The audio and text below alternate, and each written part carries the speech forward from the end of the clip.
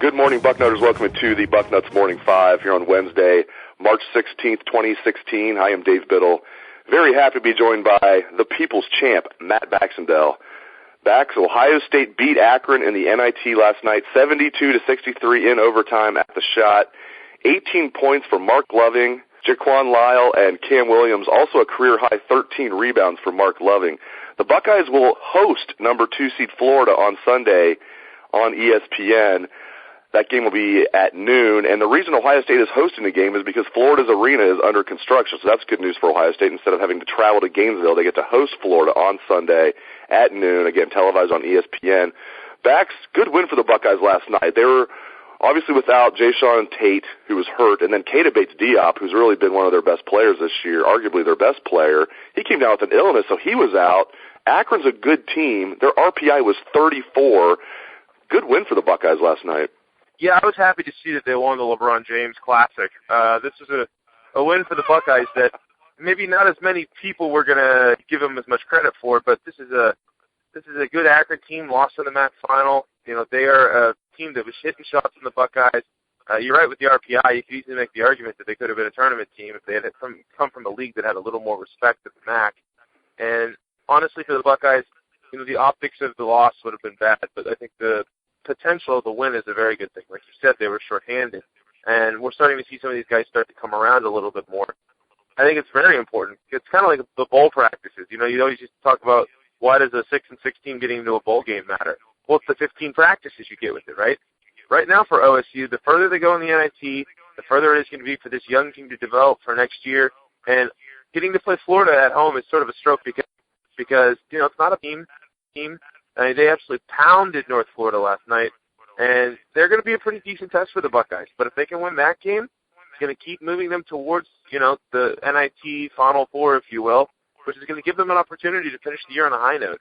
And let's not forget, the last time Thad Matta's team was in an NIT, they won the whole thing. So maybe we'll get to have a little bit of fun with the basketball Buckeyes, even if they're not in the tournament. You know, it's March when our first two topics on the show are both basketball-related. DeAngelo Russell with some very interesting comments, to say the least, yesterday. Baxi told Bleacher Report that during his one season at Ohio State, he noticed a lack of work ethic from his teammates. He basically called the basketball program lazy. He threw last year's senior class under the bus and some current members of this year's team, guys that he played with last year, under the bus, probably guys like Mark Loving, because he said he would go in and get extra work in at the new practice facility, the Shot. And most of the time when he was in there, he was the only one getting extra work in, except for Cam Williams sometimes. He gave Cam Williams a shout-out, who played very well last night. He's played well all season. Again, calling the basketball program lazy. Bax, your thoughts? Does anybody disagree with the fact that last year's senior class was full of lazy players? Look at Amir Williams. He's the definition of a lazy player. Let's be real honest here. If I'm DeAngelo Russell and I came to OSU and I'm dragging a bunch of seniors around like an anchor and still managed to drag them to an NC tournament win, you know what? I'd probably say the same thing. And nothing he said I disagree with. And I think maybe this is a little bit of a window into what's been going on the last couple of years. If DeAngelo Russell, the best player to come through OSU in the last couple of years, is saying these things, I'm tending to give him the benefit of the doubt. All right? The guy has his own national television commercial and is growing into a star in the NBA for the Lakers. So I think he probably knows what it takes to win a dang basketball game. And to be honest, I think that this comes back to that senior class that was a big disappointment on the court. A lot of those guys, we always talked about, man, it feels like they don't get any better. Well, now you know why. Now you know why those guys never got better. They didn't put in the work. And I guess the real concern is this something that is sanctioning? Or are these guys doing just the minimum that are required by the coaches and the coaches can't force them to do anymore? And they're just not doing it themselves. This is a basketball equivalent of not doing 7-on-7 drills during the off-season if you're a quarterback and receiver, you know? And honestly, I hope DeAngelo Russell's comments start to spur some of these guys into developing. I mean, let's face it. We wondered last year about Mark Loving, what was going on. Well, now we're starting to see a little bit more from him. We wondered about a lot of these guys last year. And I think if these guys are going to turn themselves into a winning 25, 30 game a year program again, you're going to have the players take ownership of the situation. It's another situation that, let's be real honest, I am not going to kill DeAngelo Russell for saying what's probably the truth. And hopefully Thad and the guys can take this to heart this offseason and return this program to where it needs to be. Yeah, very well said, Bax. I think D'Lo just said what's on the minds of every Buckeye fan. I mean, you could see it last year, as you mentioned, looking at some of the guys on last year's team. And I understand the rationale. You don't want to throw your teammates under the bus. But he didn't mention any players by name, so I give him a pass there, although we probably know exactly who he's talking about. Amir Williams, sorry. And others. I think Sam Thompson's a guy that probably didn't see the weight room during his Ohio State career, and he's one of those guys that, if you read between the lines, I mean, he's talking about guys with all the athletic ability in the world. Amir Williams, you could throw him in there as well, of course. But I'd have to throw Sam Thompson in there as well. Shannon Scott came in as a McDonald's All-American. These guys did not progress. Now, if they're at Michigan State, they probably would have left as All-Americans. Michigan State takes a guy like Matt Costello, comes in as a complete scrub. Now he's like one of the best centers in the Big Ten as a senior. That's typical for Michigan State. Their guys get better and better and better and better. We do not see that often enough at Ohio State. We see it sometimes. So I'll hear some fans say, we never see any player development at Ohio State. Evan Turner got better and better and better. Sullinger put in the work. Aaron Kraft put in the work. But those guys are kind of the exceptions to the rule. You have guys like William Buford, Deshaun Thomas, LaQuinton Ross showing up at the NBA Combine with the highest content of body fat of anybody there. And they're not 300-pound centers. They're either shooting guards or small forwards. So I think it's a huge indictment on the strength and conditioning staff, and here's one thing I worry about, Bax, when you comment on this. I feel like Thad is too loyal to his assistants, and that worries me. I don't know if he's going to cut loose a guy that he thinks isn't getting the job done, including his strength and conditioning coach, Dave Richardson. I have no idea how he keeps his job. Curious to get your take on that. Well, I think you make a very good point. I mean, the situations of the guys showing up at the Combine massively out of shape, which is mind-boggling when you consider that they're freaking basketball players. That's an indictment of strength and conditioning staff. And, this sort of reminds me of something we went through about 5 years ago in football. We talked about how Jim Tressel was loyal to a fault to some of his assistant coaches. I mean, good Lord, Jim Bowman had a job for 10 years, I think it's something that SAD has to look at very closely, There's been a lot of question marks, and everybody who's read the bucket knows I'm a massive Thad Matta defender. I firmly believe the only reason we even have expectations is because of Thad Matta, because OSU basketball stunk before Thad. But let's be real honest here. There are certain things that you need to do to get your program to an elite level. And in college basketball, there's two ways you can do it. One is you can bring in all the one-and-dones, Greg Oden style, and live and die with them. Or two, you can try to get those guys, and then all your other recruits need to continue to develop. I mean, how many times we talked about senior Latin teams going out, like Wisconsin last year? Frank Kaminsky wasn't an elite recruit. Let's be real honest. And, those guys went out and they got better and better and better and better.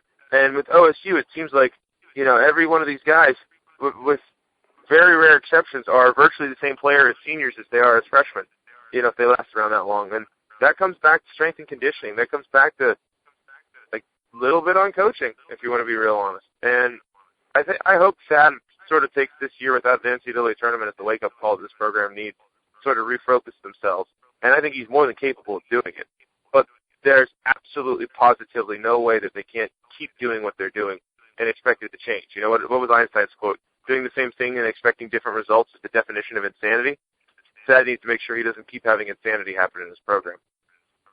Switching gears to football, Buckeyes are off this week for spring break. They will resume spring drills next Tuesday, March 22nd. That practice will be open to the media. At least the first half will be open to the media beginning at 8:30 a.m. Then we will interview Coach Urban Meyer afterwards at 11:30 a.m. Again, that is next Tuesday when the Buckeyes will resume spring ball. I did a piece yesterday, Bax, for the site, looking at players where they're really in a do-or-die situation this spring. Now or never for certain players this spring. Really, we could talk about 30 different guys. I broke it down to just 5 guys yesterday. Briante Dunn, Stephen Collier, Kyle Trout, Chris Worley, Donovan Munger. One guy I definitely left off was James Clark. He should have been on the list. He's a fourth-year junior wide receiver. Every wide receiver spot is open. You're a fourth-year junior. It's now or never for James Clark for sure. So give your thoughts on maybe some of those guys if you want to, and maybe some other players who are kind of in a now or never situation this spring, Bax. Well, yeah, you're right. We could literally do a third of the roster at this point. Whenever you have a couple classes worth of elite recruits that have barely seen the field that are just fighting their way to get out there, you know you're going to have some guys where it's like, if you don't get it done now, you're not going to play. Let's be real honest. So I agree with you on all the names that you mentioned. James Clark is a great addition, too. He was a guy we thought had a ton of promise, a good, fast kid from Florida. Then he hurt his leg and hasn't really been the same player since. And with all the positions open, there is no way that if he doesn't get on the field this year, he's ever going to get on the field. A couple other names that I think are very, very much make or break kind of seasons. Cam Burrows. We're at a position right now where both the safety jobs are open. I mean, Urban can say Malik Hooker has one of the jobs right now, but I don't believe him because we haven't seen Malik Hooker play it down at safety. So that's obviously up in the air. But this is a year where both the safety positions are open. We're expecting Cam to come in and have a chance to start. He doesn't start now. He's going to get passed by a bunch of these younger guys. So he's one to keep an eye on. Another one in the secondary is Marshawn Lattimore. He has not been able to stay healthy. And he's at the point right now where he could seriously come out and compete for a starting role. No question about it. But the question is, A, will he stay healthy? And B, can he step up and finally fill his massive potential? He's another guy that you can keep an eye on here. I mean, we could keep going for a very long time when you look at these guys. Evan Lyle's another one I'd point out. There's 3 open spots at the offensive line right now. Is he going to get on the field? I would say that kind of for Jamarco Jones, it's a very big year because Malcolm Pridgeon's coming in with the potential to be one of the tackle spots. Looks like Isaiah Prince may have the other one set up. But Jamarco Jones, who's going into his junior year, doesn't lock up one of the tackle spots. Is he going to be able to be a guard going forward this year and push himself inside? Or is he going to find himself on the bench as a junior with a junior college transfer, 2 years of eligibility left ahead of him, and a younger guy in Isaiah Prince who's at the tackle spot? It's a big year for Jamarco Jones. And then, of course, Stephen Collier, who I think the writing's on the wall for. And everything you hear about him is he's a really nice kid who, let's be real honest, right now, in the coaches' minds, once Dwayne Haskins gets here, is probably the 4th stringer. So unless Collier suddenly shows a exponentially higher level of quarterbacking ability that we haven't seen yet, it's an enormous, probably break year for him.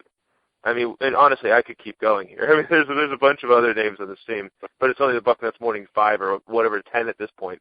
So you're right, Dave, though. This is an enormous time of year for these Buckeyes. Bucknuts Morning 15-ish. Who's counting at this point? Yeah, we really could go through the entire roster, but I think you hit on some very good points there. Great insights, as always, out of Matt Baxendell, the People's Champ. You can catch his column every Sunday, The Bucket of Bullets, on Bucknuts. Mr. Baxendell, thank you for your time this morning. Thanks for having me on, Mr. Biddle, and happy St. Patrick's Day, everyone.